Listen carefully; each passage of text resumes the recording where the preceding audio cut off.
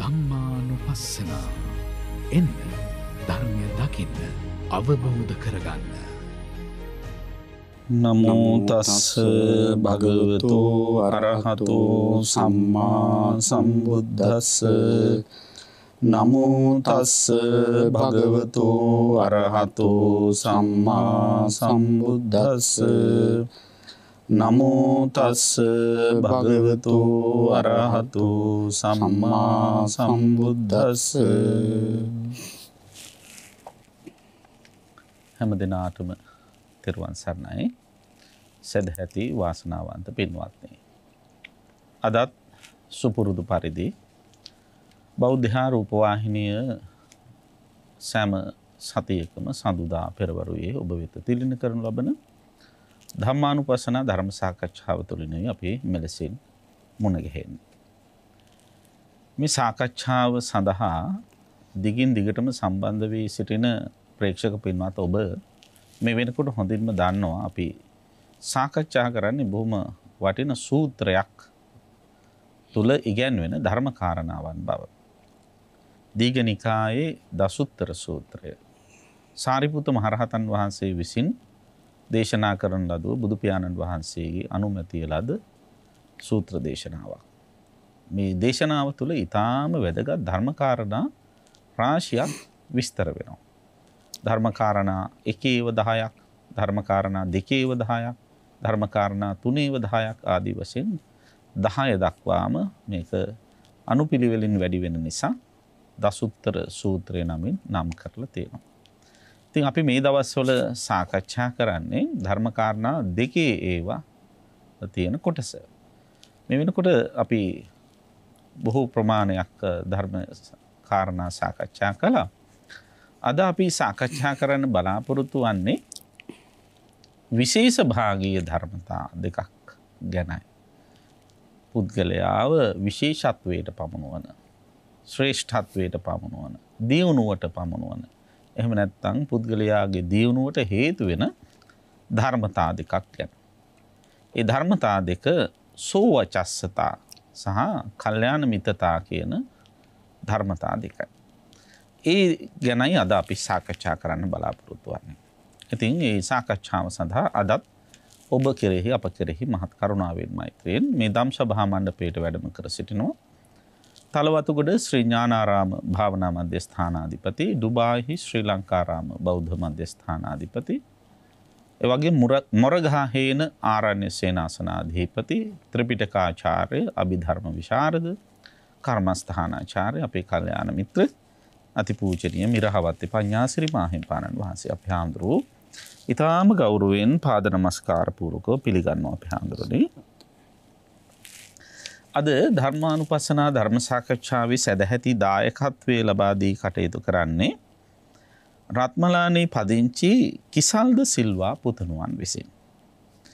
සියලුම මියගිය සංසාරගත ඥාතීන්ට පින් අනුමෝදන් කිරීමේ බලාපොරොත්තුවෙන් සහ විශේෂයෙන්ම කිසල් පුතණුවන්ගේ අත්තම්මාගේ උපන්දිනය නිමිත්තෙන් ඇයට නිදුක් නිරෝගී බව දිගාසිරි ප්‍රාර්ථනා කරන්න. ඒ වගේම මාමාට නිදුක් නිරෝගී බව ප්‍රාර්ථනා කරන් දිගාසිරි පතන්න. පවුලේ සියලු දෙනාට නිදුක් නිරෝගී සුව දිගාසිරි ප්‍රාර්ථනා කරන්න. ඉතින් ඊටාම වටින දෙයක්.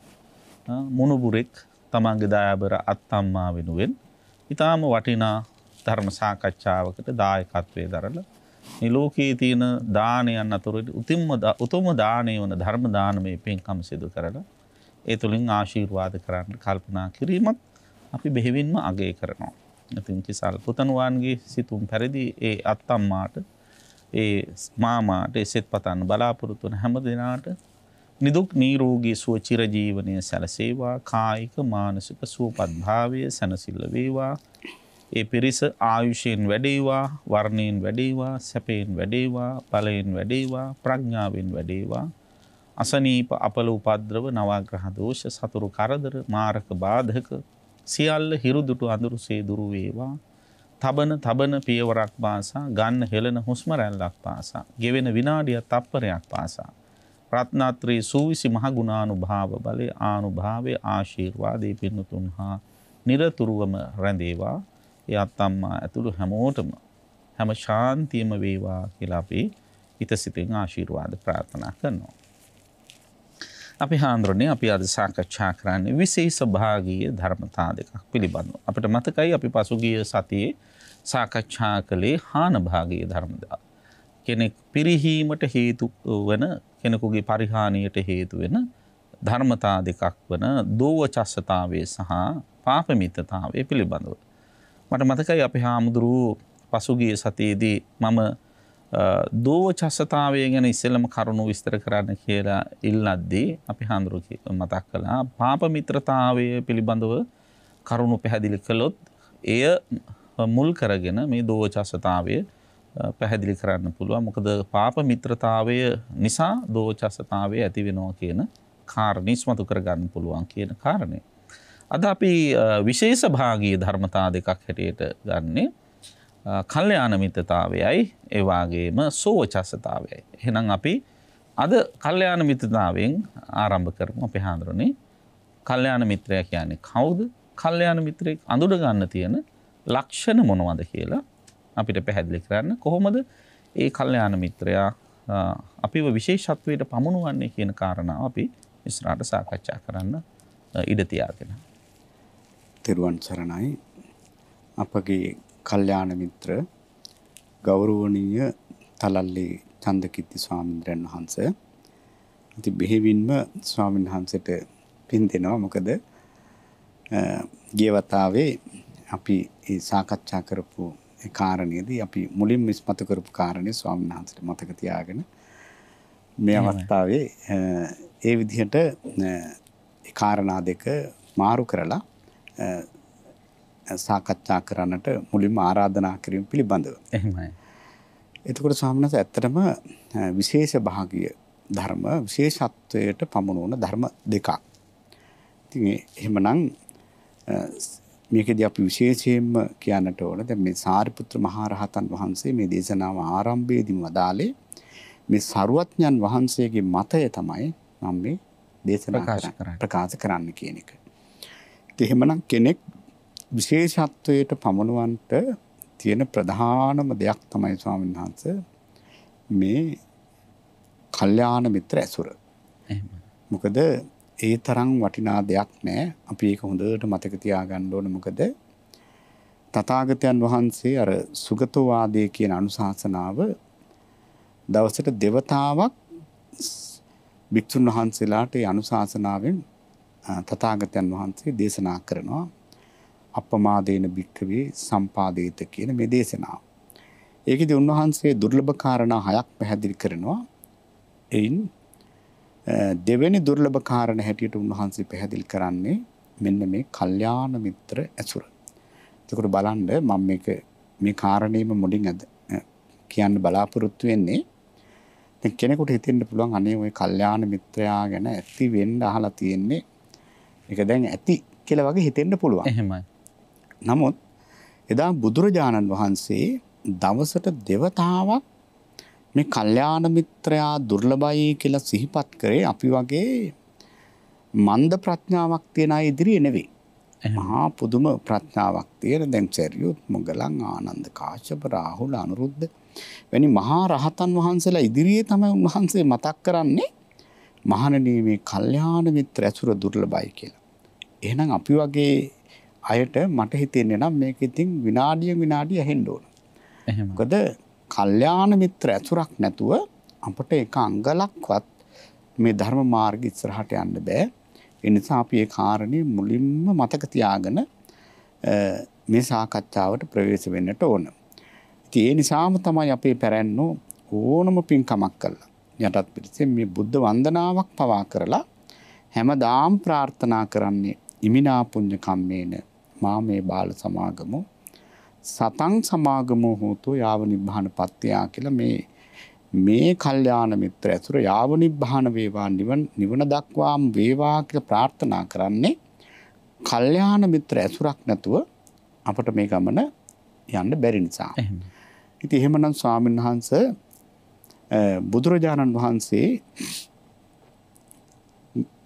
බුදුරජාණන් වහන්සේගේ උපස්ථායකයන් වහන්සේ අනද මාහිමියන් වහන්සේ එක බොහොම ප්‍රකට කවුරුත් දන්න දෙයක්. නමුත් මම මේ වෙලාවේ මතක් කරනවා.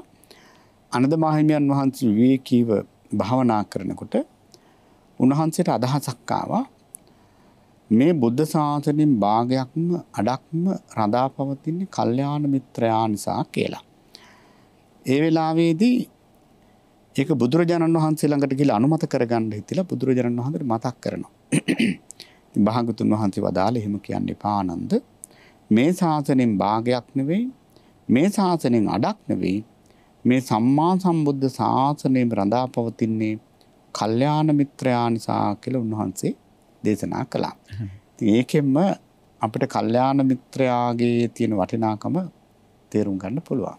එහෙමයි අපහන්නේ. දැන් අපහන්නේ මේ මෙතෙන්ද කල්යාණ මිත්‍රතාවය කියන එක විශේෂ භාගීය ධර්මයක්. විශේෂත්වයට පමුණුව කියන එකෙන් අදහස් කරන්නේ මොකක්ද අපහන්නේ? ඒ කියන්නේ දියුණුවට පමුණුවනවා කියන එක. දැන් ඇත්තටම සත්පුරුෂයා.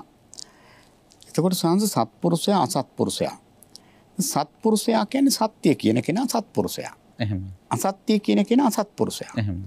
එතකොට දැන් අපට මේ ලෝකයේ තියෙන පරම සත්‍ය දේශනා කරපු උත්තමයා තමයි තිලෝගුරු සම්මා සම්බුදුරජාණන් වහන්සේ. ඒ නිසා තමයි අපි කියන්නේ අපි හැම දෙනාගේම අසහාය සහාය කල්යාණ මිත්‍රයා තමයි ලෞතර බුදුරජාණන් වහන්සේ. එතකොට ස්වාමීන් වහන්සේ දැන් මේ තථාගතයන් වහන්සේගේ ධර්මය අපි අහලා ඒවා මතක තියාගෙන අපේ ජීවිතයට ඒවා ගලප ගන්නවා නම් සක්සුදක් වගේ පැහැදිලි එක ධර්මයක්. දැන් අපි එක ධර්ම කොටාසයක් බලන්නද අපි දිනු වීමට හේතු වෙනවා.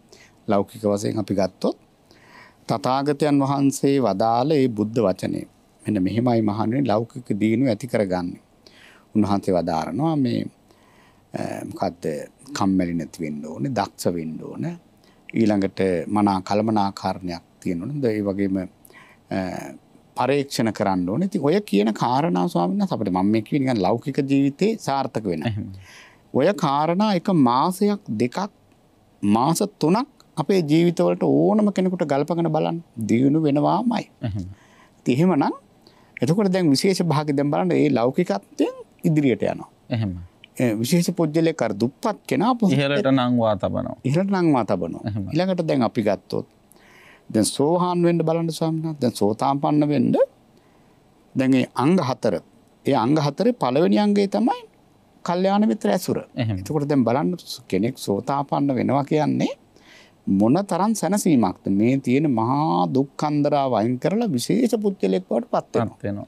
එතකොට සතර අපායේ වසන ලද්දෙක් වෙනවා. ඊළඟට මොනම හේතුවක් නිසාවත් බුද්ධ ධම්ම සංඝකින් රත්නත්‍රයේ කිරිය තියෙන පැහැදීම ස්ථීර පුජ්‍යලෙක් බවට පත් වෙන එක කවදාවත් කැඩෙන්නේ නැහැ. ඊළඟට ඒකාන්ත වශයෙන්ම නිවනම ඉලක්ක කරගෙන ගමන් කරන කෙනෙක් බවට පත් වෙනවා. ඉතින් ඒ වගේ අර ඔය කියන සංයෝජන සක්කාය දිට්ඨි විචිකිච්ඡා සීලබ්බත පරාමාසය ඔක්කොම නැති කරන පුජ්‍යලෙක්. එතකොට සාහනත් එක මොනතරම් විශේෂත්වයක්ද? එහෙම. එතකොට ඒ විශේෂත්වයට පත් කරන දැන් ඇත්තට හොඳම තැනක්. මේ සෝහාන් මාර්ගයට සෝතාපට්ටි අංගවල කල්යාණ මිත්‍ර ඇසුරත් සද්ධර්ම ශ්‍රවණයත් යෝනිසෝ මනසිකාරයත් ධම්මානුදම් ප්‍රතිපත්තියත් කියන මේ කාරණා හතරේදී පළවෙනි කාරණේ හැටියට බුදුරජාණන් දේශනා කරන්නේ මේ කල්යාණ මිත්‍ර ඇසුර. ඒකෙන් අපට පේනවා මේක මොනතරම් විශේෂ භාගීය ධර්මයක්ද කියන එක. සත්වයේ කෙනෙක් පුද්ගලයෙක් අධ්‍යාත්මික වශයෙන් භෞතික වශයෙන් ඉහළට ඔසවා තබන්න කෙතරම් නම් මේ කල්යාණ මිත්‍ර සේවනය උපකාර වෙනවද? ඒ නිසාම තමයි කල්යාණ මිත්‍රතාවය කියන එක සත්පුරුෂ සංසේවනය කියන එක බොහෝම ඉහළ ධර්මතාවයක් හැටියට දහමේ හඳුන්වලා තියෙන විශේෂ භාගීය ධර්මයක් හැටියට හඳුන්වන්නේ අන්නේ අධ්‍යාත්මික භෞතික දියුණුවට මේ ධර්මතාවය බෙහෙවින්ම උපකාර වෙන නිසා. අපි හන්නේ මට දැනගන්න අවශ්‍යයි කල්යාණ මිත්‍රයෝ කියන පිරිස ගත්තාම දැන් මේ බෞද්ධ ජන සමාජය තුළ කල්යාණ මිත්‍රයා ඉන්නවා අපි දන්නවා. ඒතර බාහිර සමාජ බාහිර ශාසනවලත් කල්යාණ මිත්‍රයෝ ඉන්නවද? එහෙම නැත්නම් බුදුදහම මේ බුද්ධ ශාසනය තුළ විතරද කල්යාණ මිත්‍රෙක් ඇති වෙන්නේ අපි හඳුනනවා. සම්හංසතින් ඇත්තටම එතනදී අපිට ධර්මානුකූලව කියනවා නම් කෙටිම පිළිතුර තමයි සැබෑම කල්යාණ මිත්‍රයා සිටින්නේ මේ සම්මා සම්බුද්ධ ශාසනය තුළ පමණයි. එහෙමයි. දැන් ස්වාමීන් වහන්සේ අහපු ප්‍රශ්නේ වගේම දැන් අපිට බොහෝ සෙයින් මේ ගිහි සමාජයේ ගත්තාම බොහෝ පින්නතුන්ලා අපි ඔය හම්බෙන්න ආපුවාම තමන්ගේ යාළුවෝ එක්කන් එනවා. එහෙම. යාළුවෝ එක්කන් ඇවිල්ලා අපිට හඳුන්වලා දෙන්නේ ස්වාමීන් වහන්සේ මේ තමයි මගේ හොඳම කල්යාණ මිත්‍රයා කියලා. එහෙමයි. එහෙම තමයි බොහෝ සෙයින් ස්වාමීන් වහන්සේට එහෙම හඳුන්වලා දීපවත්තා ඇති. ඉතින් දැන් ටිකක් අපි මේ දෙන්නත් එක්ක කතා කර කර ඉන්නකොට තේරෙනවා කල්යාණ මිත්‍රයා කියලා මේ සමාජයේ හඳුන්වන්නේ ස්වාමීන් වහන්සේ මිත්‍රයෙකුට. හොඳ සහාය මිත්‍රයෙකුට අර කල්යාණ කියන කෑල්ල දාලා මේ හඳුන්වනවා. එහෙම කල්යාණ ගුණ දැන් අපිට ඒ කතාවෙන්ම ටික වෙලාවක් ඉතින් අපිට අල්ලගන්න පුළුවන්. එහෙම කල්යාණ මිත්‍ර ගුණ ඒ පුජ්‍යලයා තුර නැහැ. නමුත් ඒක පාවිච්චි කරන්නේ කල්යාණ මිත්‍රයා කියලා. දැන් අපි හොඳම යාළුවා කියලා කියන්න පුළුවන්. අන්න හොඳම යාළුවා කියලා කියන්න පුළුවන්. ඒකෙන් ඇතර එයා හඳුන්වන්නෙත් ඒ මොකද එයාට මොන හරි විපත්තියක් වුණාම දුකේදී සැපේදී ඕන වෙලාවක උපකාර කරන කෙනා. එහෙමයි. ඉතින් ඒ නිසා එයා කියනවා මේ මගේ කල්යාණ මිත්‍රයෙක්. නමුත් එයා මිත්‍රයෙක්. මොකද කල්යාණ මිත්‍රයෙක් ඊට වඩා වෙනස්. ඒතර කල්යාණ කියන වචනයට ගැලපෙන සුදුසුකම් මොනවද අපේ හාමුදුරුවෝ? ඇත්තටම සංසය ඒක හරිම වැදගත් සංසය අහපික දැන් කල්යාණ කියන ඒ වචනයට සුදුසුකම් තමයි මේ කල්යාණ මිත්‍රයාගේ ස්වභාවය. දැන් එයා හරි සීලවන්තයි. එහෙමයි. ඒ වගේම ත්‍යාගවන්තයි. එහෙමයි. බහුසුතයි. ධර්මදරයි. ශ්‍රද්ධාවන්තයි. මේ කියන ගුණාංග සියල්ලම එයා සතුව තියෙනවා. ඉතින් කල්යාණ මිත්‍රයා නිතරම බලන්නේ තමන් ඇසුරු කරන කෙනා දුස්සීලයක් නම් මොන ක්‍රමයකට හරි එයා සීලවන්තයෙක් කරනවා. එහෙමයි. ඊළඟට එයා ඉන්න මට්ටමට ගන්න තමයි හැමතිස්සෙම බලන්නේ. හැමතිස්සෙම ගන්න බලන්නේ. දැන් අපි හිතමු දැන් මම මේක කලිනුත් කිව්වා කියලා මට මතකයක් තියෙනවා. එක මහත්තයෙක් මට කිව්ව නෝනා කෙනෙක් මට කිව්වා දැන් එයා ඉස්සර හරිම මසුරුයි. එහෙමයි. එයාගේ යාළුවෙක් ඉඳලා තියෙනවා.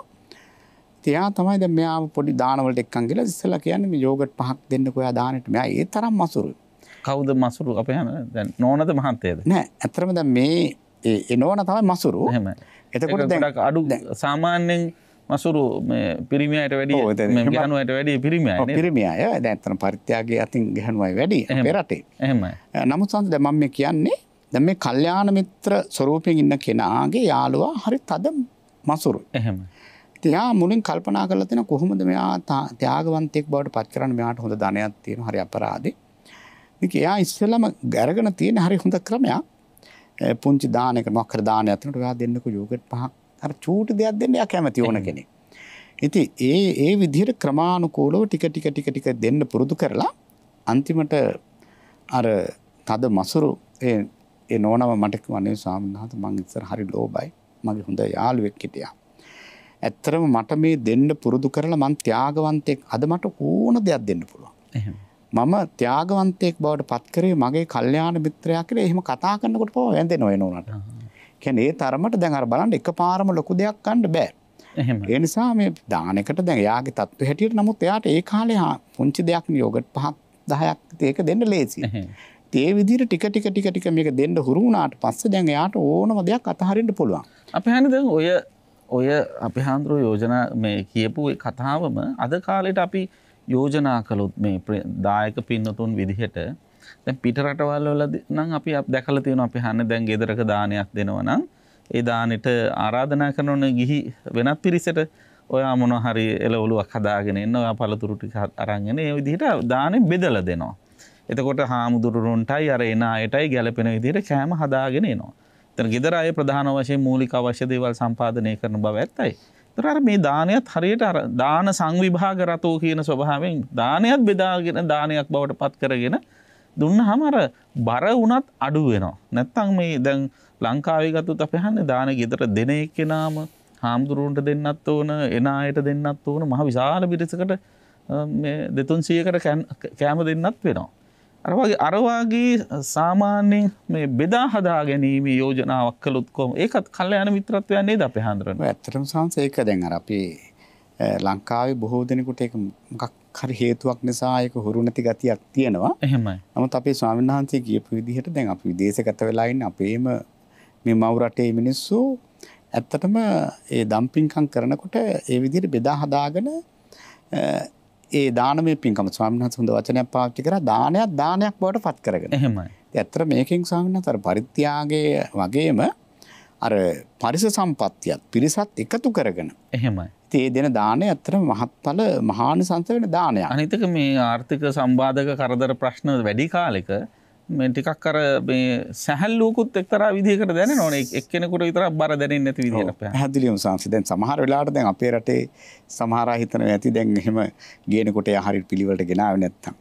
ඒ වගේ ප්‍රශ්නත් හිතනවා ඇති අපි මේ පැත්තෙන් සාමාන්‍ය හිතුවා. නෑ ඒකට කියලා කියන්න පුළුවන් මේ වගේ එකක් මෙන්න මේ තියෙන අපේ මෙනු එක මේකයි.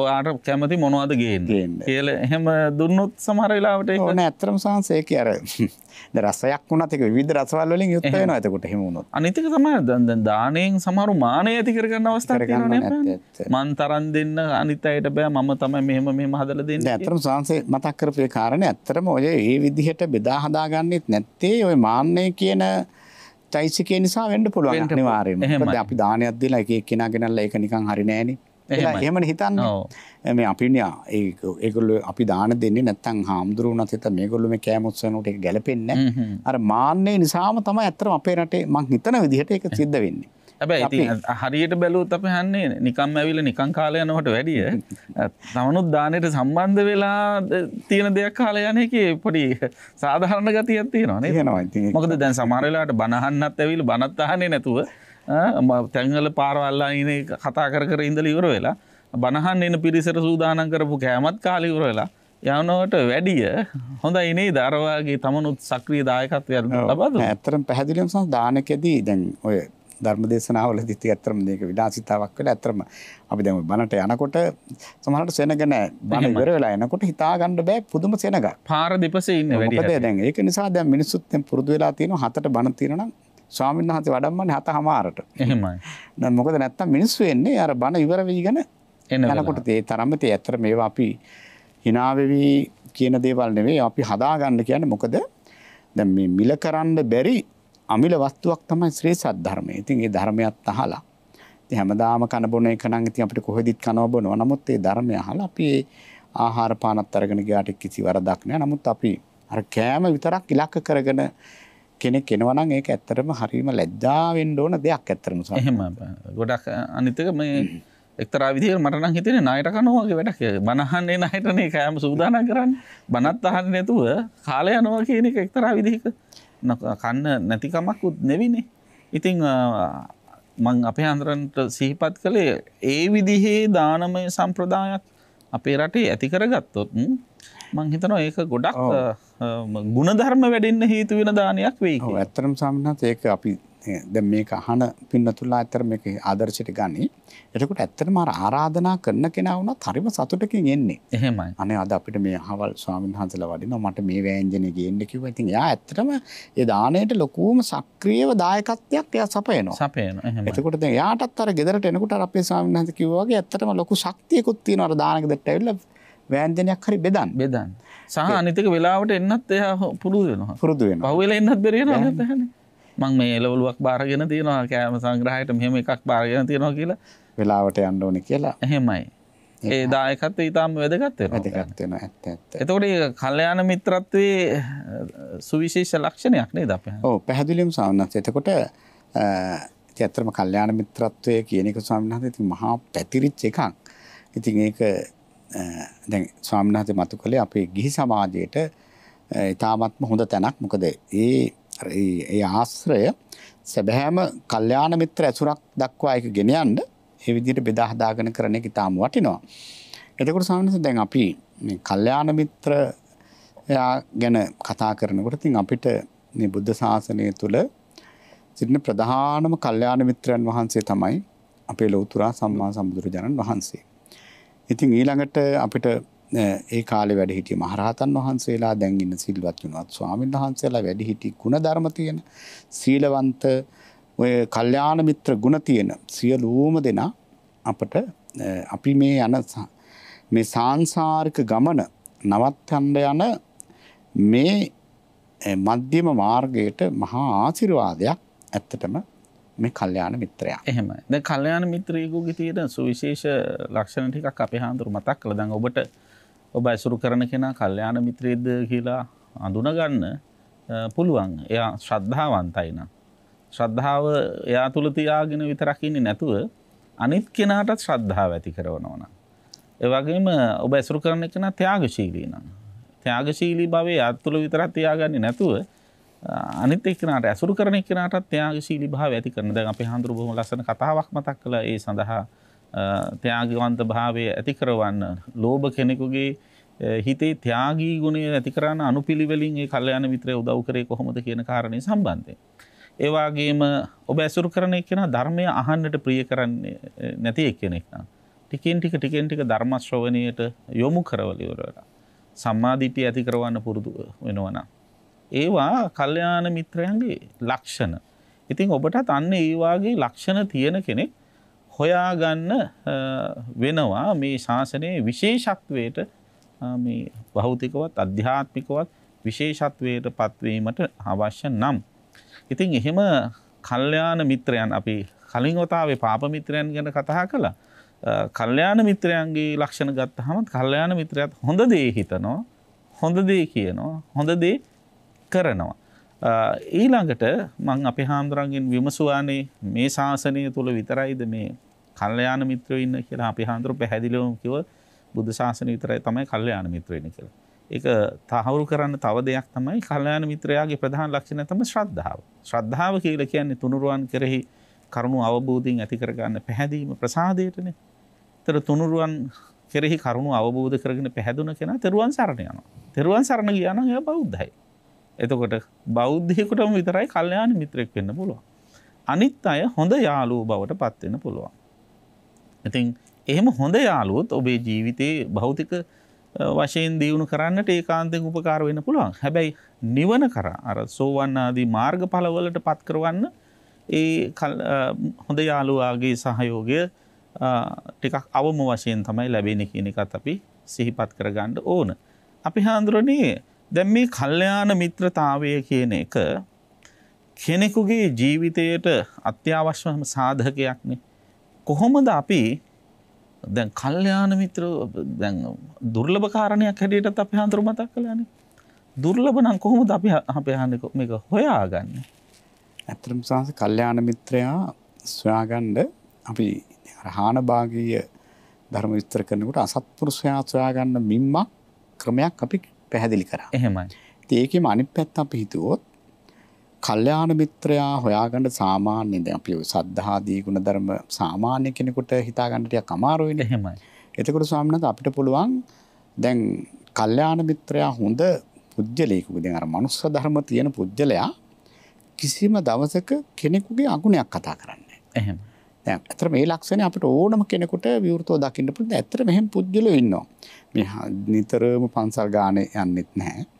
ඊළඟට මේ අමුතු විදිහට ලොකුවට ධර්ම එහෙම කතා කර ඉන්නෙත් නැහැ.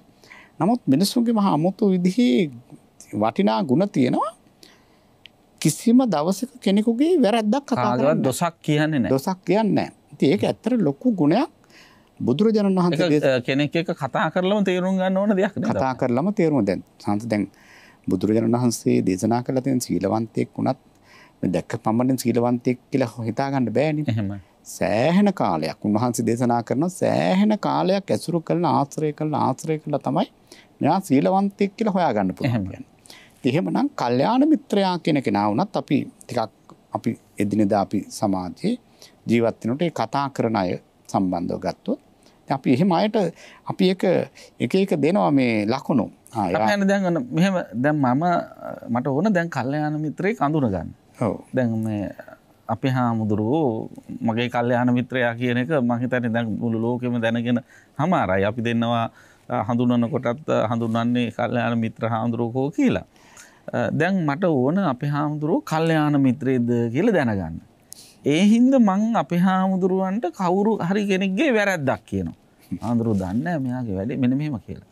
එතකොට හාමුදුරුවෝ දැන් එයාගේ දොස් කියන්නේ නැතුව ඉන්නවා. හාමුදුරුවෝ අර මතක් කරපු දාලෙට ඉවසගෙන ඉන්නවා. හැබැයි මම දැන් අරේගේ දොසක් පොඩ්ඩක් මතක් කරානේ. කල්යාණ මිත්‍රත්වය අඳුනා ගැනීමට එහෙම නිකම් පොඩි ස්ටාර්ට් එකකට කාගේ හරි දොසක් කිව්වට කමක් නැද්ද? මෙයා හරියට කල්යාණ මිත්‍රයද කියලා දැනගන්න අපේ හාමුදුරුවෝ.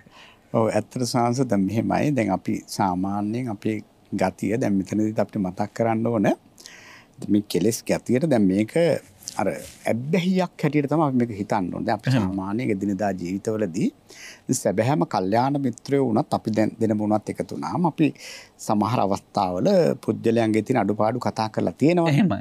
එතකොට එහෙම කතා කරාට යාව පහත් කරන්නවත් ඒකම ඇබ්බැහියක් කරගෙන අපි නිතරම කට ඇරියොත් අපි දෙන්න එකතු වුණොත් ආරයා මෙහෙමයි මෙයා මෙහෙමයි අපි එහෙම කතා කරන්නේ නැහැ. නමුත් සමහර අවස්ථා යෙදෙනවා ස්වාමීන් වහන්සේ එහෙම කතා කරන්න ඕන අවස්ථා. දැන් මේ බුදුරජාණන් වහන්සේ පවා එක එක්කෙනාගේ අඩුපාඩු දුර්වලකම් කතා කරලා තියෙනවානේ. දැන් ඇත්තටම තථාගතයන් වහන්සේ පවා දැන් එහෙම දැන් උන්වහන්සේදී අර දැන් බලන්න දැන් සමහර අවස්ථාවල උන්වහන්සේ හොඳ වචනෙන් කියනවා. එහෙම. ඊට පස්සේ එහෙම හදාගන්න බැරි නම් උන්වහන්සේ දරුණුවට කියනවා. තදයට කියනවා. අර සංහේන පිවිනේති පරුසේන පිවිනේති කියපු විදිහට. අන්න හරි. අර මේ කේසීට මතක් කළේ අශ්වය දමනය කරන. අන්න හරි ස්වාමීන් වහන්සේ මතක් කළා දීපේ හොඳද? ඇත්තට දැන් අන්තිම උන්වහන්සේ දැන් මේ අශ්වයෝ ඒ දමනය කරන ඒ පුජ්‍යලයා කියන අන්තිමට එහෙම හොඳින් බැරු ඉස්සෙල්ලා මම හොඳින් බලනවා නැත්තම් නරකින් බලනවා. එහෙමත් බැරුණොත් මම මරලා දානවා. එහෙමයි. තථාගතයන් වහන්සේ කියනවා මගෙත් ඔය ක්‍රමෙමයි. මම ඉස්සෙල්ලා හොඳින් කියනවා. අදටත් කියනවා එහෙම බැරුණොත් මරලා දානවා කියලා කියන්නේ සම්පූර්ණ උන්වහන්සේ අවවාදනයක නවත්තනවා. ඒතර දැන් අපි දැන් අතරම අර සෝචස්ස දැන් අර මීට කලින් කතා කරපු අකීකරු භාවයේ වුණත් දැන් බලන්න එතන ඒ අකීකරු වුණාට පස්සේ අවවාද නැවැත්තුවා කියන්නේ මරලා දැමීමක් තමයි. එහෙමයි. එතකොට ස්වාමීන් වහන්සේ දැන් අපි ස්වාමීන් වහන්සේ අහපු ප්‍රශ්නෙත් එක්ක බලනකොට ඇත්තරම දැන් අපි ඒ දෙයටම ඇබ්බැහි වෙලා අපි ඒ විදිහට නිතරම අනුන්ගේ දොස් කතා කරන්න පෙළඹිලා තියෙනවා නම් ඇත්තරම අපි දෙනමට මම ස්වාමීන් වහන්සේගේ මුණට නොකියුවත් ස්වාමීන් වහන්සේ මගේ මුණට නොකියුවත් අපි දෙනම දන්නවා ආමයා සත්පුරුෂයෙක්ද මෙයා අසත්පුරුෂයෙක්ද කියන එක අපි දෙනම උනත් දන්නවා. එහෙමයි. එතකොට සාහස දැන් මේ අසත්පුරුෂයාගේ ස්වභාවය තමයි නිතරම කට ඇරියොත් කාගේ හරි දෝෂයක්. එහෙම මිනිස්සු ඉන්නවනේ. එහෙම දැන් මේ රටේ සමහර දේශපාලන පක්ෂ පවා තියෙනවා. ඒ මිනිස්සුන්ට කවදාවත් මේ හොඳක් පේන්නේ නැහැ. මේ මිනිස්සුන්ට ඒක පේන්නේම නරකක්. ඒක තමයි ඒකේ ස්වභාවය. එතකොට ඒක අසත්පුරුෂ ලක්ෂණයක්. හොඳ විදිහට දකින්න ඕනේ. ඊළඟට ස්වාමීන් වහන්සේ ඊළඟට දැන් සත්පුරුෂයා කිසිම දවසක කාගවත් අගුණ කතා කරන්නේ නැහැ. දැන් කවුරු හරි ඇවිල්ලා කියන ඕන්න දැන් මේ අහවලා මෙහෙමයි අරමයි. ඉතින් අර දැන් ස්වාමීන් වහන්සේ කිව්වා වගේ සත්පුරුෂයා දැන් ඒක වැඩි ගානකට ගන්න නැතුව ඔහොම තමයි ඉතින් මේ සාමාන්‍ය ස්වභාවය තියව හදා ගන්න බලන හැබැයි ඔයා යාගේ ඊවරද තිබ්බට මම දැකලා තියෙන මිනිස්සයා මෙන්න මෙහෙම හොඳ කෙනෙක් කියලා අරක ගුණයක් ඉස්මතු කරනවා. ඒ සත්පුරුෂ ලක්ෂණ. දැන් මිනිස්සු ඕන තරම් ඉන්නවනේ මේ සමාජයේ. එහෙමයි. එතකොට අන්න මිම්ම සත්පුරුෂයා හඳුනා ගන්න මිම්ම. ඊළඟට මොනම හේතුවක් නිසාවත් සත්පුරුෂයා දැන් විශේෂයෙන්ම දැන් ඒකට අකුණ කතා කරන්න ඊළඟට සත්පුරුෂයාගේ තියෙන විශේෂ ලක්ෂණයක් තමයි නිතරම අනුන්ගේ ಗುಣ කතා කරන. ගුණයක් දැක්ක වෙලාවට ඒක ඉස්මතු කරලා පෙන්නනවා. හැබැයි කවුරු හරි පෙන්නුවොත් අනේ හරි හොඳයි නේද කියලා නොසඟවා පුදුම විදිහට ඒ ගුණේ කතා කරන්න කැමතියි. ඒකට දැන් ඔය කාරණා දෙක තුන මතක තියාගත්තොත් මෙයා සත්පුරුෂයාද නැත්නම් අසත්පුරුෂයාද කියලා තේරුම් ගන්න පුළුවන්. ඒතර කල්යාණ මිත්‍රයා හඳුනා ගන්න ස්වාමීනාත් ඔය මෙන්න මම හිතනවා ප්‍රමාණවත් කියලා. එහෙමයි. ඒතර අපි හන්නේ දැන් හාන්දරු කියපු විදිහට බාහිර සමාජයේ යම් කිසි කෙනෙක් කල්යාණ මිත්‍රයේද සත්පුරුෂයේද කියලා හඳුනා ගන්න මේ ලක්ෂණ ටික අපිට පාවිච්චි කරන්න පුළුවන්. දැන් අපි හන්නේ සත්පුරුෂයාට තේරෙනවද තමන් සත්පුරුෂයි කියලා? අසත්පුරුෂයාට තේරෙනවද තමන් අසත්පුරුෂයි කියලා? සංසේක තේරෙන්නේ නැහැ. එහෙම. දැන් ඇත්තටම ඒක හොඳ මේ සිහියක් නුවණක් නැති කෙනෙකුට දැන් ඕනම කෙනෙකුට තමන් හරි කියලා තමයි තේරෙන්නේ. එහෙමයි. එතකොට දැන් ඒක තමයි මේකේ තියෙන ලොකුම ප්‍රශ්නේ. දැන් හැබැයි හොඳට සිහිය දියුණු කරලා කල්පනාවෙන් එනක මගේ මේක දෝෂයක්. මේ වැරද්ද මං කළා මගේ අතින් මේ වැරද්ද වුණා කියලා තේරෙන බොහොම දුර්ලභව. එහෙම හරිම අඩුයි. සාමාන්‍යයෙන් හැම කෙනෙකුටම තමන් නිවැරදි කියන අදහස තමයි තියෙන්නේ. එහෙමයි. ඉතින් තමන් නිවැරදි තමන් 100% තමන් වැරදි කියලා තමන්ගේ හදවත දන්නවනම් ගොඩාක් ඒ ප්‍රශ්න වලට පැටලෙන්නේ නැහැ. මගේ වැරද්ද කියලා එයා දන්නවා. ඒතර එහෙම දැනගැනීමම සත්පුරුෂකමක්. එහෙම දැනගැනීමම සත්පුරුෂකමක්. එහෙමයි. ඉතින් ඇත්තටම මේ සාමාන්‍ය හොඳ ප්‍රශ්නයක් හැවිත ඇත්තටම ඒක සාමාන්‍යයෙන් කෙනෙකුට දැනෙනවා අඩුයි සාමාන්‍යයෙන්. එහෙම. ඒ කියන්නේ අසත්පුරුෂයාට තමන් අසත්පුරුෂයි කියලා වැටහෙන්නේ නැහැ. ඒ වැටහෙන්නේ නැති හින්දා තමයි ගොඩක් කලාවට යා ඒ අසත්පුරුෂකම්ම දිගටම පවත්වාගෙන. ඒ කියන්නේ අසත්පුරුෂයා හිතනවා ඇති අපේ යන්නේ යා සත්පුරුෂයි කියලා නේද? සත්පුරුෂයි කියලා පැහැදිලිවම. එතකොට ඒ නිසාම යා අසත්පුරුෂ ගතිය වැඩි දියුණු කර ගන්නවා. එතකොට සත්පුරුෂයාට නම් තමන්ගේ සත්පුරුෂකම් වැටහෙනවා ඇති නේද අපේ හාමුදුරනේ? ඔව් දැන් සත්පුරුෂ ධර්මයේ ඉන්න කෙනාට ඇත්තටම පැහැදිලිවම එයා සිහියෙන් නුවණින් ධර්මයත් එක්ක ධර්මයත් එක්ක ඉන්න නිසා එයා දන්නවා මම දැන් ගොඩක් අය කියන්නේ අනේ මම හිතලා නම් කිසි දෙයක් එහෙම කරලා නැහැ. එහෙම කියනවනේ. ඒ කියන්නේ එතකොට එයාට පොඩි කල්පනාවක් තියෙනවා එයා කිසිසේත්ම වැරදි වැඩක් කරන්නේ නැහැ කියලා. එහෙම. සත්පුරුෂයාට අසත්පුරුෂ ගතිය ඇති වුණත් ඒක අඳුර ගන්න පුළුවන්කමක් ඇති නේද? පුළුවන්. පැහැදිලිවම සංස සිහිය නුවණ තියෙනකොට ඒක පැහැදිලි. ඒ කියන්නේ යාට නොගැලපෙන යා මෙතෙක් කල හුරු කරපු නැති පුරුදු කරපු නැති නොගැලපෙන ක්‍රියාවක් තමයි මෙයා මගේ අතින් දැන් මේ උනේ කියන වැටහීම යාට තියෙනවා. පැහැදිලිවම සංස දැන් සත්පුරුෂයාට සත්පුරුෂ ලක්ෂණ පේනවා. අය දැන් අපි ගත්තාම දැන් බලන්නකො සත්පුරුෂයා දැන් සාමාන්‍ය කෙනෙකුට පිහිට වෙනකොට බලන්න සංසයා බොහොම සිහියෙන් නුවණින් මේ වැඩේ කරන්නේ. දැන් අපි ගත්තොත් බිම්බිසාර මහරජුරු. බිම්බිසාර මහරජුරුවන්ගේ දේවිය කවුද මේ? කේමා. එහෙම. කේමා කියලා කියන්නේ දැන් බොහොම රූපේ පිළිබඳ. ඔව්. එතකොට රූපේ පිළිබඳව පුදුම උමුතු වෙලා හිටපු කෙනෙක්. එහෙමයි. නමුත් අපේ බුදුරජාණන් වහන්සේගේ බුද්ධ ශාසනයේ ප්‍රඥාවෙන් අගතැන්පත් විච්ච අන්තිම ශ්‍රාවිකාව. නමුත් බලන්න අර ඇසුර දැන් මුලින් එයාට ඉගැන්වුවේ පුංචි කාලේ ඉඳලම ඔයා රජ කෙනෙකුගේ බිසවක් නිසා ඔයා හොඳට රූපේ ලස්සන කරගන්න අර ඒ ලැබිච්ච වපසරයත් එක්ක එයා ඒකටම උනන්දු වුණා. එහෙමයි. ඊට පස්සේ අන්තිමට දැන් බුදුරජාණන් වහන්සේ මේ රූපයට නිග්‍රහ කරනවා කියලා ආරංචි වෙච්ච මෙයා කැමති වුණේ බුදුරජාණන් වහන්සේ දකින්න යන්න. එහෙමයි. දැන් බලන්න රජුරු එතනදී කල්යාණ මිත්‍රෙක් විච්ච විදිහ රජුරු මොකද කරේ ජේතවනාරාම වේළුවනාරාමයේ පිළිබඳව සින්දු ලිව්වා. එහෙමයි. සින්දු ලිව්වහම දැන් අපේ ස්වාමීන් වහන්සේ ගීත රචනා කරනවා වගේ ඇත්තටම ඒකත් සත්පුරුෂ ක්‍රියාවක් බලන්න. පැහැදිලිවම සාන්ත දැන් මොකද ස්වාමීන් වහන්සේ විවිධ තාගන්න බැරි මාතෘකා බොහොම සත්භාවයෙන් ස්වාමීන් වහන්සේ ඇත්තට මේ සංකල්පනා ඇති කෙනෙකුට විශේෂ දක්ෂතාවයක් නේ.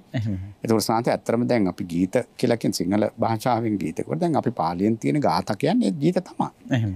එතකොට දැන් ගීත ලිව්ව දැන් මේ වේළුවනාරාමෙත් මෙයා දැන් අර ලස්සනට ඒ సౌందර්යයට කැමති කෙනෙක්නේ. මෙයා දැන් මේ වහන්න මෙයාට කල්පනා ජේතවනාරාමයෙන් බලන්න ගියා නම් හොඳයි කියලා. රජුරු ඒනො නීතියක් දැම්මා ජේතවනාරාමයට යන හැම කෙනාම බලන්නේ සත්පුරුෂ කමෙන් මේක කරේ. එහෙමයි. මොකද රජුරුව දැනගත්තා මේ කේමා මෙහෙම හිටියට මෙයාට හොඳ ඥානයක් තියෙනවා. එහෙමයි.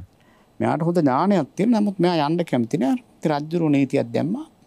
වේළුවනාරාමයට ගිය කෙනෙක් බුදුරජාණන් වහන්සේ හම්බෙලා මෙන්න ඕන. එහෙම. ඉතින් දැන් කේමා ඇතුළට ගිහලා ටිකක් බලලා ඉතින් එන්න හදනකොට රාජපුරුෂයෙක්ව බෑ. එහෙම යන්න බෑ. දැන් මේ බුදුරජාණන් වහන්සේ හම්බෙන්න ඕනේ කියලා. ඊට පස්සේ ඉතින් අකමැත්තෙන් රාජනීතියනේ ගිහලා වාඩි වුණා. වාඩි වුණොත් ලස්සන ගැහැණු ළමයි දෙන්නෙක් බුදුරජාණන් වහන්සේට පවන් සලනවා. එහෙම. ඒ කියන්නේ කේමටත් වැඩිය ලස්සන. කේමටත් වඩා ලස්සන. කේම දැන් සංසන්දනය කරනවා මට වඩා ලස්සන. දැන් මේ බුදුරජාණන් වහන්සේ රූපේට නිග්‍රහ කරනවා කොට මෙන්න මේ දැන් ළඟම ඉන්න පවන් සලසලා මේ කියලා දැන් මෙයා මේක දිහා බලාගෙන ඉන්නවා. ඉතින් මේ දෙන ක්‍රමානුකූලව අපි හිතමු අවුරුදු 25න් හිටියා කියලා 35 වගේ වෙන තත්ත්වයට ආවා. 40 වගේ තත්ත්වයට ආවා. 50 වගේ තත්ත්වයට ආවා. අන්තිමට හොඳටම වයසට ගියා. 60 දෙකක් වෙලා එහෙම පතිත වුණා. එහෙම. ඉතින් මෙයාට දැන් අර හොඳට සතර හොඳට පුරුදු කරලා තිබිච්ච අර අවස්ථාව අන්න ඉස්මතු වෙලා ආවා. එහෙමයි. ඒතර ඉස්මතු වෙලා ආවා. ඉතින් බලන්න අර බිම්බිසාර රජුරුවන්ගේ තිබිච්ච කල්යාණ මිත්‍ර ඇසුර නිසා අන්තිම බුද්ධ ශාසනය පැවිදි වෙලා මේ බුද්ධ ශාසනයේ ප්‍රඥාවෙන් අග්‍ර තානාන්තරය ලබන්න කේමට පුළුවන්කම ලැබුණේ අර කල්යාණ මිත්‍ර ඇසුර. මානෙ යට වුණා ඥානෙ ඉස්මතු වුණා. ඥානෙ ඉස්මතු වුණා. පැහැදිලිවම සාරයි. එහෙමයි. ඒ මානෙ යට කරගන්නත් ඥානෙ ඉස්මතු කරගන්නත් කල්යාණ මිත්‍රත්වය මොනතරම්නම් උපකාරයක් වුණාද. එතකොට එතනදී හැබැයි කල්යාණ මිත්‍රයා වෙලා තියෙන බිම්බිසාර මහරජුරුව පැහැදිලිවම. එතකොට අපි අහන්නේ ඒ වගේ නිවෙස්වල ස්වාමි පුරුෂයා ස්වාමි දියණියට කල්යාණ මිත්‍රෙක් වෙන්න. ස්වාමි දියණිය ස්වාමි පුරුෂයාට කල්යාණ මිත්‍රෙක් වෙන්න අවකාශ තියෙනවා. නමුත් අපි දන්නවා අපේ හාමුදුරනේ අපේ සමාජයේ ගොඩක් ගෙවල් වල ඉන්න දැන් උපාසක අම්මලා ගත්තොත් බොහෝම බයෙන් තැති ගැනීමෙන් තමයි පන්සලකට හරි එන්නේ. අර කල්යාණ මිත්‍ර ස්වාමි පුරුෂයන්ගේ බලගැන්වීමක් උනන්දු කරවීමක් නැතිකම නිසා ස්වාමි පුරුෂයවට අකමැති වීම නිසා සමහරට හොරෙන් එන අවස්ථා තියෙනවා. සමහර වෙලාවට බොහොම බයෙන් තති ගැනීමෙන් ඇවිල්ලා ඉක්මනට වන්දනා කරලා යන ස්වභාවයක් තියෙනවා. ඉතින් ඒ වාගේ පසුබිමක කොහොමද නෝන කෙනෙක් අර වගේ ගති තියෙන ස්වාමි පුරුෂයෙක්ට කල්යාණ මිත්‍රයෙක් වෙලා කටයුතු කරන්න අපි අහන්නේ. දැන් සමහර වෙලාවට ඒවට අකමැතිම අය ඉන්නවනේ. ඔව්. බලහත්කාරයෙන්ම ඕව ඇති කරවන්න පුළුවන්ද? බලහත්කාරයෙන්ම ඇති කරවන්න බෑ ස්වාමීන් වහන්සේ. ඉතින් ඇත්තටම මේ දැන් අපි ආශ්‍රය තුලින් ඇත්තටම දැන් නෝනාගේ තියෙන අපි හිතමු යම් දුර්ගුණ තියෙනවා නම් දැන් ඒ දුර්ගුණ දැන් අපි දැන් ඒ වගේ ස්වාමි පුරුෂයෙක් ඉන්නකොට දැන් ඒක සාමාන්‍යයෙන් තියෙන ප්‍රශ්නයක් නේ. එහෙමයි. ඒ ප්‍රශ්නේදී දැන් අපේ දැන් නෝනලත් මෙතන පොඩි වරද්දා ගන්න තැනකුත් තියෙනවා. එහෙමයි. මොකද දැන් පන්සලට ඒ විදිහට එනකොට නෝනලා හොඳට අහගන්න මේ කතාව. ඔව්. එතකොට සානස දැන් නෝනලා වරද්ද ගන්න තැනක් කියන්නේ මං කියන්නේ නෝනලා එහෙම වැරදි කියන එකම නෙමෙයි මම කියන්නේ.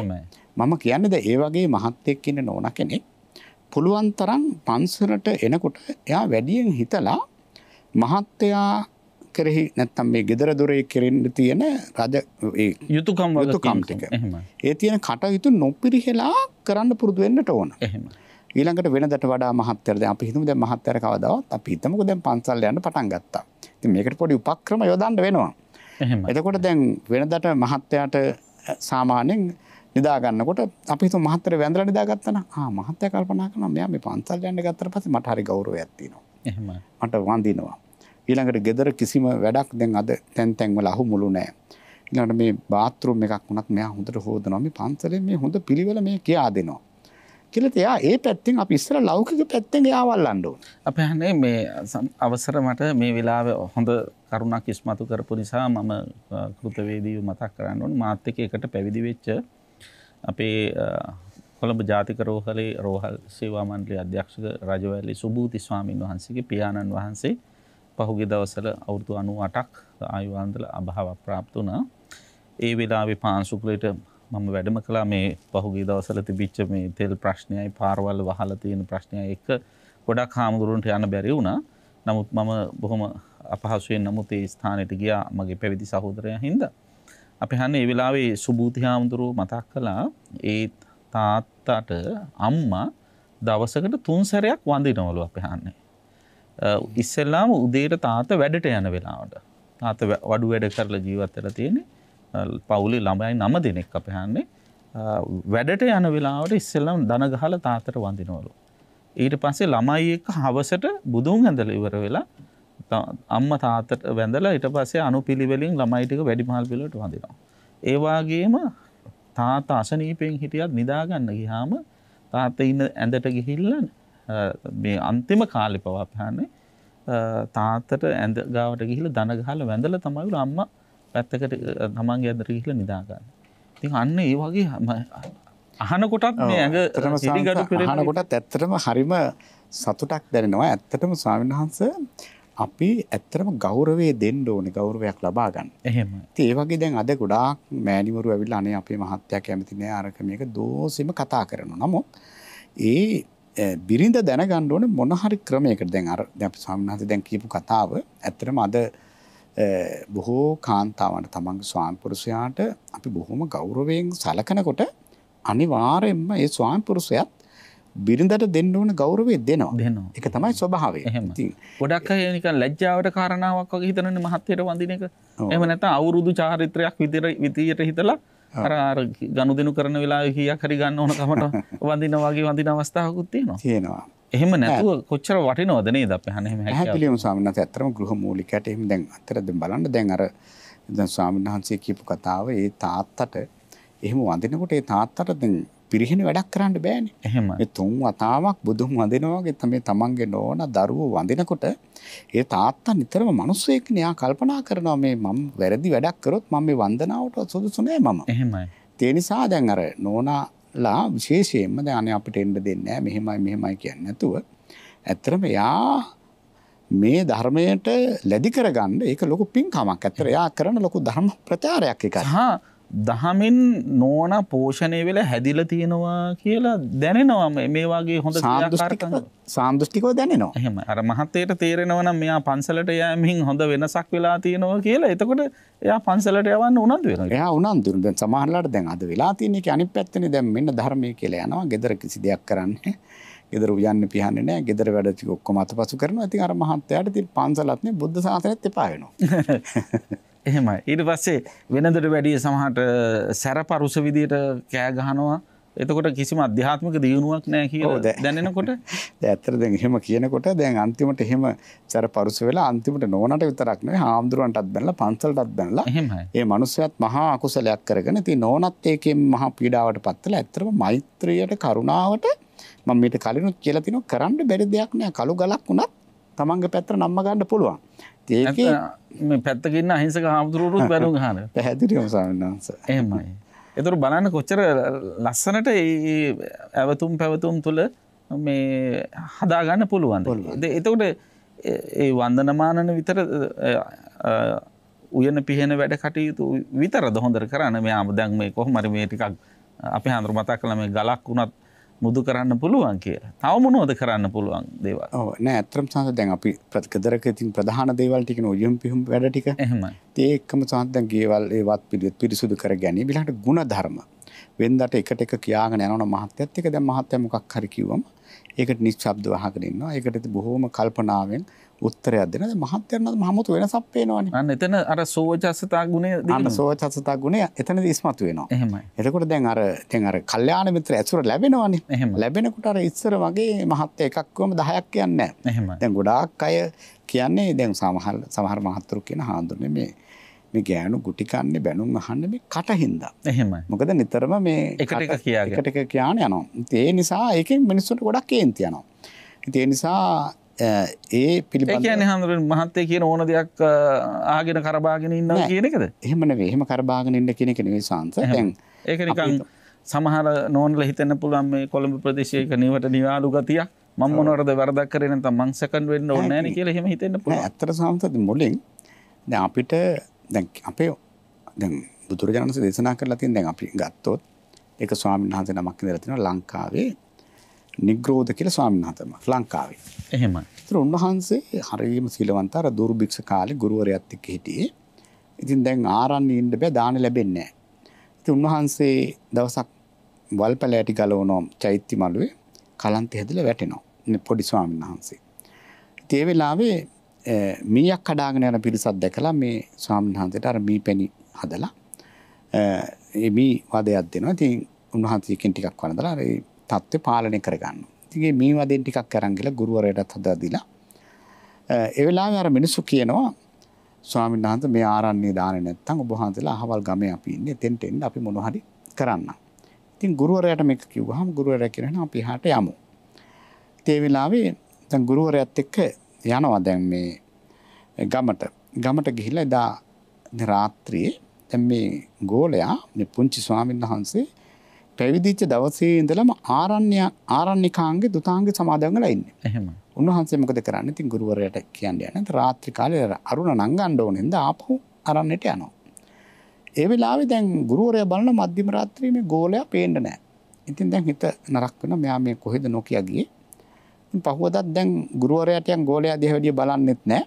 දැන් මේ මොකද මේ කොහෙද ගියේ කියලා. ඉතින් පහුවදා මේ ගෝලයා උදේ පාන්දර පැංගෙනලා පිළිගන්නවා. ඒකත් නොසතුටෙන් පිළිගන්නවා. මූණවත් බලන්නේ නැහැ ගුරුවරයා. එහෙම. ඊට පස්සේ දවල් දානෙත් වන්දලා ඉවරනාට පස්සේ දැන් පාසෝ දාන්න වතුර ටිකක් ගත්තාම ගුරුවරයා කිව්වා නෑ මගේ පාසෝ දාන්න ඕනේ නැහැ. ඊරයක් කොහෙද ගියේ? මගේ හිත රෙද්දුවා. ඒ වෙලාවේ මේ ගෝලයා බොහොම වන්දනා කළා කියනවා නේ ස්වාමීනි. මම මේ දැන් මේක කියන්න ඕන හින්දා මම කියන්නේ මම මේ දුතාංග අල්පේච්ඡතාවය නිසා තමයි නොකිය හිටියේ. මම පැවිදි වෙච්ච දවසේ ඉඳලම මම ආරණ්‍ය තමයි මේ අරුණ නග්ගලා තියෙන්නේ. ඒ නිසා මම ආරණ්‍යට ගියා අරුණ නග්ගලා ඉන්නේ.